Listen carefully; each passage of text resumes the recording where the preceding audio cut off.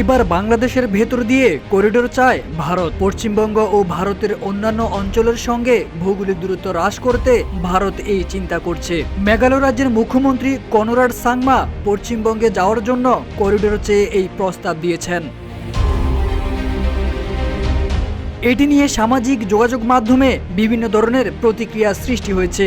নেটিজেনরা মনে করছেন এই করিডোর বাংলাদেশের সার্বভৌমত্ব ও নিরাপত্তার জন্য হুমকি সৃষ্টি করতে পারে। তারা আশঙ্কা প্রকাশ করেছেন করিডোরের মাধ্যমে অনুপ্রবেশ বা নিরাপত্তার দুর্বলতাও তৈরি হতে পারে। এদিকে বিশ্লেষকরা উদ্বেগ প্রকাশ করে বলেছেন, সীমান্ত নিরাপত্তা ও আঞ্চলিক সুরক্ষা নিয়ে উদ্বেগ থাকতে পারে। বিশেষ করে মেঘালয়ের এই করিডোরের মাধ্যমে যদি কোনো অস্থিতিশীল পরিস্থিতি তৈরি হয় তবে তা বাংলাদেশের নিরাপত্তা ও সীমান্ত ব্যবস্থাপনায় প্রভাব ফেলতে পারে।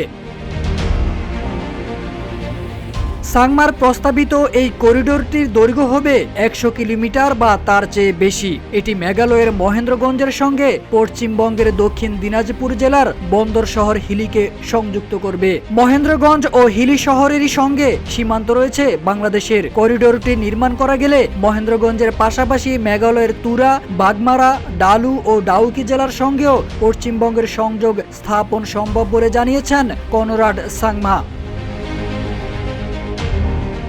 মুখ্যমন্ত্রী বলেন, যদি বাংলাদেশের মধ্য দিয়ে হিলি ও মহেন্দ্রগঞ্জের মধ্যে একটি সংযোগ করিডোর নির্মাণ করা হয় তাহলে মেঘালয়, আসামের বরাক উপত্যকা ও ত্রিপুরার সঙ্গে কলকাতার দূরত্ব ৬০০ থেকে ৭০০ কিলোমিটার কমে যাবে। এটি হবে একটি বিকল্প অর্থনৈতিক করিডোর। তবে কবে নাগাদ এটি হতে পারে তা বলা একটু কঠিন জানিয়ে তিনি বলেন, এই বিষয়টির সঙ্গে বাংলাদেশের সরকারও সংযুক্ত। বাংলাদেশের সরকার পরিবর্তনের আগে এই ইস্যুতে ঢাকার সঙ্গে মন্ত্রী পর্যায়ের বৈঠক করেছিল নয়াদিল্লি বলে জানান মেঘালয় রাজ্যের মুখ্যমন্ত্রী কনরাড সাংমা।